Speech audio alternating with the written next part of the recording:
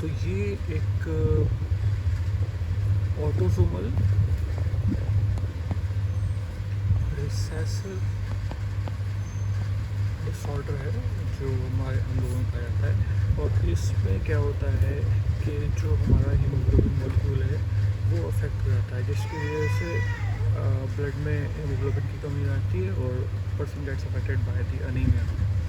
तो ये जो है it is of two types, alpha thalassemia और बीटा थैलेसीमिया।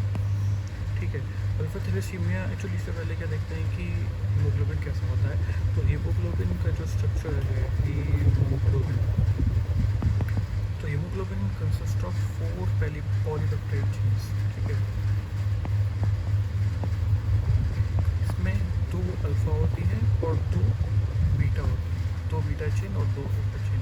तो अगर in case a person is affected, उसका अगर अल्फ़ा जो पॉलीपेप्टाइड चेन है उसके अगर वो अफेक्टेड है तो he will be referred to as being caused by alpha thalassemia. और अगर इनके उसका बीटा ग्लोबिन चेन में प्रॉब्लम है, that is not synthesised properly, then the person will be said to be affected by the beta thalassemia. ठीक है, और इसको मतलब we can also called haemoglobin as alpha two beta, यानी कि alpha के टू पॉलीपेप्टाइड चेन्स और beta की 2 पॉलीपेप्टाइड चेन। तो based on which of the polypeptide chain is affected, the thalassemia can be referred to as alpha thalassemia और beta thalassemia. एक और बात, जो तो हीमोग्लोबिन का जो मॉलिक्यूल होता है उसमें 4 Fe+2 आयन्स होते हैं और हर एक Fe+2 आयन वो 2 ऑक्सीजन से बाइंड करता है, राइट। तो अगर एक आयरन का जो आयरन का आयन है that is binding to 2 oxygen, right. तो यहाँ पे जब 4 आयरन होंगे तो they will bind to 8 oxygen, या फिर you can say 4 oxygen molecules, right. तो इस तरीके से आपका हीमोग्लोबिन क्या करता है, दैट्स वाई हीमोग्लोबिन कि वो कैरी करता है ऑक्सीजन को right from one part of the tissue to other part of the tissue. Thalassemia में क्या होता है, अल्फा थैलेसीमिया की अगर हम बात करें तो ये होता है जब किसी पर्सन का क्रोमोसोम नंबर 16 क्रोमोसोम, राइट, क्योंकि जो बीटा ग्लोबिन चेन सिंथेसाइज करने वाला जो जीन होता है या डीएनए सीक्वेंस होता है that is located on the 16th chromosome. तो हमारे अंदर क्या होता है, हर एक जीन के 2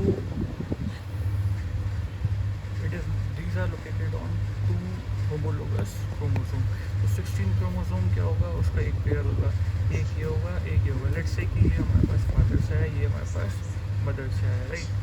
तो अल्फा थैलेसीमिया में जो अल्फा ग्लोबिन चेन है that is synthesised by 2 jeans.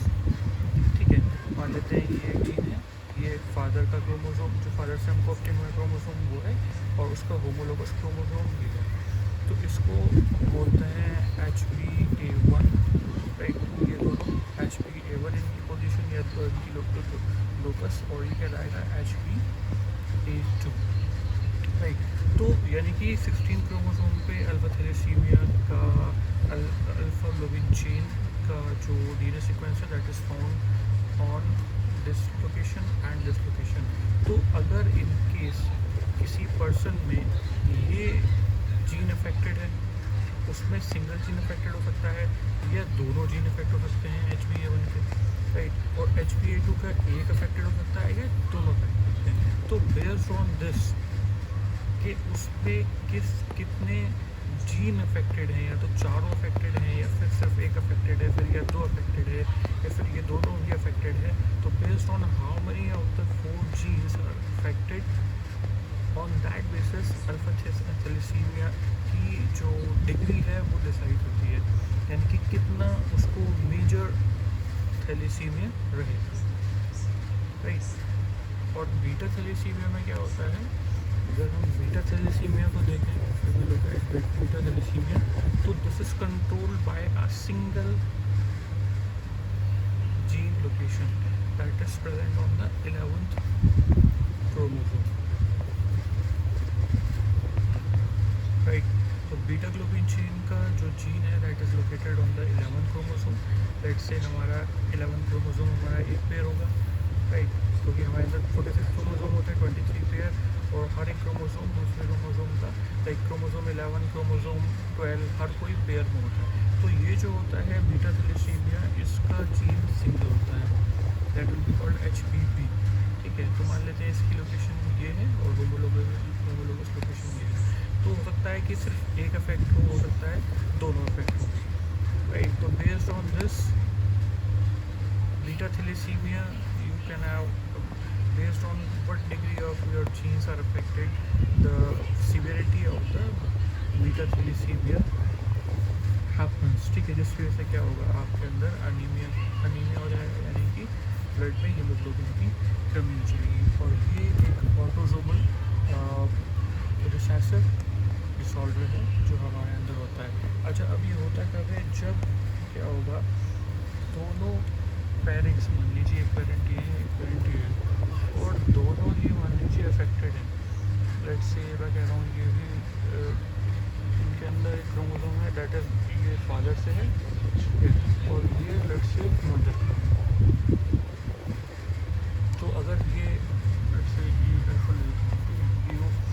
एक ही जीन की हम बात करेंगे, तो मान लीजिए ये फादर का क्रोमोसोम है और ये मदर का क्रोमोसोम है. तो जब यहाँ पे कॉम्बिनेशन बनेंगे, जब गैमेट्स बनेंगे, तो ये बनेगा HBP. तो ये वाला जो पर्सन होगा, ये जो इनका बेबी होगा, that will be normal, because उसके अंदर नॉर्मल चलता है. अच्छा, HB ये अब इसका कॉम्बिनेशन एक बार इसके साथ में जाएगा, राइट? इसका एक बार इसके साथ, एक बार इसके साथ. तो ये क्या होगा, इसमें यहाँ पे नॉर्मल आएगा और यहाँ पे क्या होगा, HBP अल्फा. तो ये क्या होगा, कैरियर होगा, क्योंकि since it is a recessive disorder, right? और ऑटोसोमल इसलिए क्योंकि वो सेक्स क्रोमोसोम XY पे ना होकर के क्रोमोसोम नंबर इधर 16 पे है या फिर 11 है. तो in this case this person will be carrier. अब इसकी बात करें तो इसका कॉम्बिनेशन एक बार इसके साथ होगा, ये जीन अफेक्टेड है, ये जीन नॉर्मल है. तो इस केस में भी क्या होगा, वो पर्सन अफेक्टेड नहीं होगा अल्फा थैलेसीमिया से, बट वो क्या होगा, कैरियर होगा, राइट? जबकि ये जो अगर ये कॉम्बिनेशन अगर बन जाता है HP ये और HB, तो ये क्या होगा, ये अफेक्टेड में आएगा. I hope this is clear to you, right? If it help you, kindly like the video, and if you can subscribe, please to subscribe it.